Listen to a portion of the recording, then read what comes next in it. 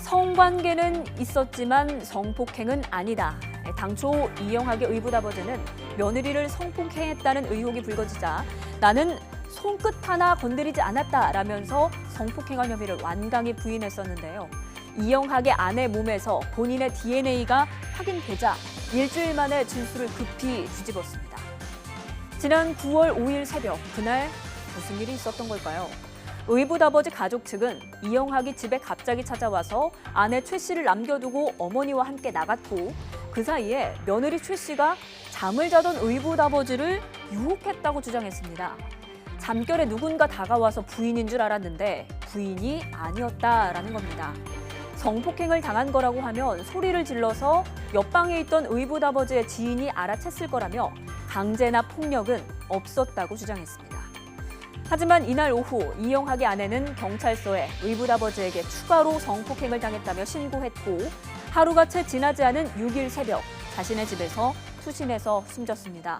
앞서 9월 1일에는 최 씨는 의붓아버지가 자신의 부인을 지난 8년간 성폭행했다는 고소장을 제출했는데요.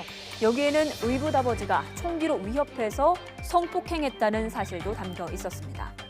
실제로 경찰은 의붓아버지의 집에서 미신고된 총 2자루를 포함해서 총기 5자루를 발견했습니다. 의붓아버지 가족 측은 짐승 때문에 총을 갖고 있는 것이지 사람 잡으려고 총 갖고 있는 게 아니다라고는 혐의를 완강히 부인했습니다. 앞서 이영학은 살인 혐의를 받으면서도 부인 성폭행 사건의 진실을 알려달라고 울먹였었죠.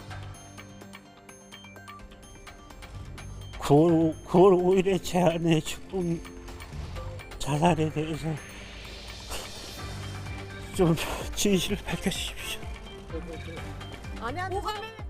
앞서 이영학은 경찰이 수사를 제대로 하지 않고 있다면서 청와대 국민신문고에 글을 올렸고 탄원서까지 썼습니다. 탄원서에는 17년 동안 아내를 정말 사랑했다. 의붓아버지를 강력히 처벌해달라라면서 의붓아버지에 대한 강한 적개심을 드러냈는데요. 이 내용만 보면 이영학이 부인을 정말 사랑하는 것처럼 보이는데 하지만 부인을 의붓아버지에게 다시 보내서 증거를 확보하라고 하고 이를 또 몰카로 찍는 등 비상식적인 행동도 보였습니다. 또 정작 아내가 투신했을 때는 옆에서 휴대전화만 만지작거렸었죠. 알면 알수록 일반인의 생각으로는 납득하기 힘든 내용이 끝도 없이 나오는 이영학 가족의 잔혹사. 경찰은 의붓아버지에 대해서 거짓말 탐지기 조사를 벌였는데요. 최 씨의 사망과 성폭행 고소 사건의 진실이 거짓말 탐지기 조사를 통해서 밝혀질지 주목됩니다.